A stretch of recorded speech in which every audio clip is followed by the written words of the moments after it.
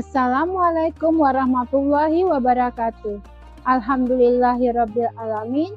Assalatu wassalamu ala asrofil anbiya'i wal mursalin wa ala alihi washabihi ajmain amma ba'du.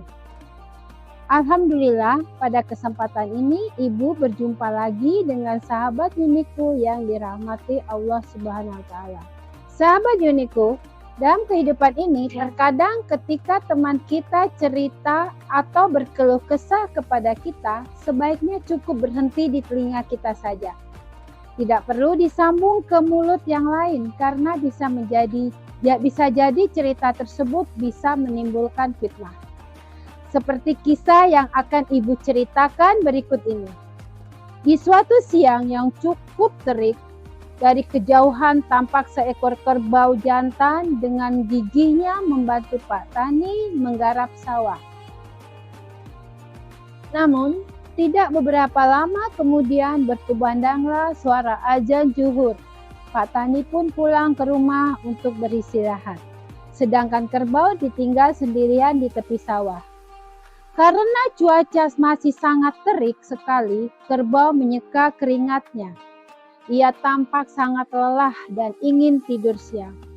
Tapi bersamaan dengan itu, datanglah seekor kucing lewat di depannya. "Hai Cing, kesini sebentar. Duduk, temani aku beristirahat," sapa kerbau. "Loh kerbau, mengapa? Apa ada masalah?" sahut kucing seraya menoleh kepada kerbau.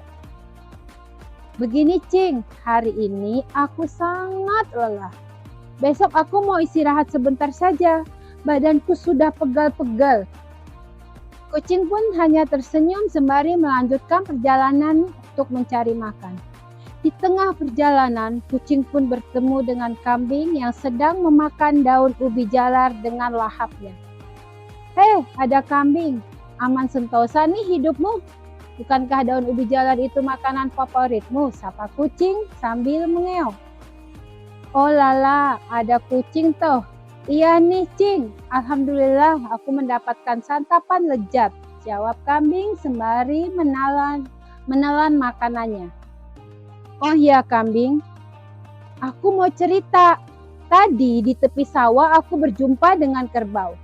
Kata kerbau dia tidak mau kerja lagi besok karena capek terus-menerus menggarap sawah," terang kucing dengan serius. "Nah, masa sih Cing? Perasaanku kerbau kerjanya enak kok. Dia juga selalu nyaman dengan upah berupa makanan yang berlimpah dari Pak Tani. Masa ia mau berhenti kerja?" Kucing pun mengeong dan segera meninggalkan kambing. Sedangkan kambing menyempatkan dirinya untuk tidur siang karena sudah kekenyangan. Menjelang sore hari, akhirnya ada ayam lewat di hadapan kambing. Ayam, kamu mau kemana nih?" sapa kambing. Kambing, biasa bro, aku mau cari cacing, aku lapar." "Begini ayam, aku mau cerita loh. Tadi," kata kambing, "si kerbau teman kita itu sudah tak mau lagi kerja di sawah bersama Pak Tani. Kayaknya tugas yang Pak Tani berikan terlalu berat deh," terang kambing dengan lantangnya. "Masa sih? Kamu jangan ngarang deh. Perasaan selama ini kerbau kerjanya tuh paling rajin," jawab ayam sambil keheranan. "Serius?" jawab kambing. Ayam masih keheranan. Tak menyangka bahwa kerbau yang dulunya rajin jadi berubah sikap seperti ini.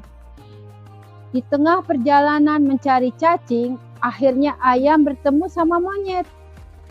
Monyet adalah peliharaan terdekat dari Pak Tani. "Hei, ada monyet, sini sebentar.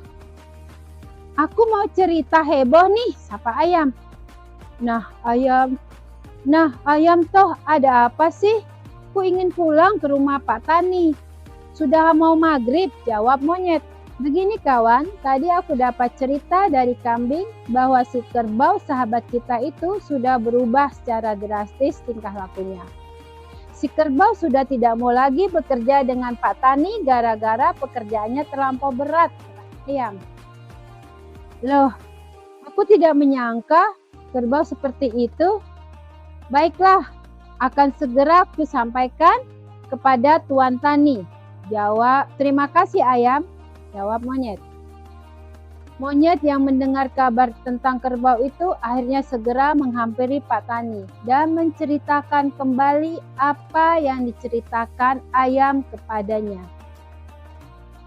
Mendengar cerita dari monyet, Pak Tani menjadi emosi, kesal, dan pergi ke rumahnya membawa pisau untuk menyembelih kerbau.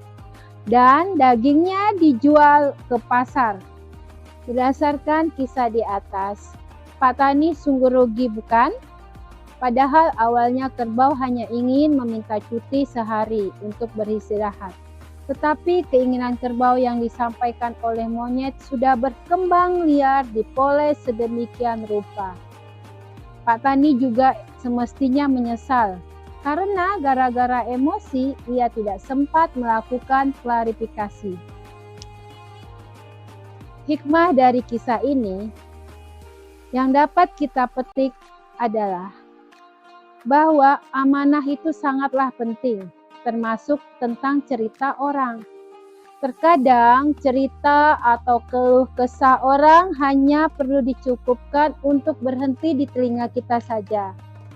Tidak perlu disambung ke mulut orang lain, karena bisa jadi cerita tersebut bisa beranak menjadi gibah dan bisa bertunas menjadi fitnah.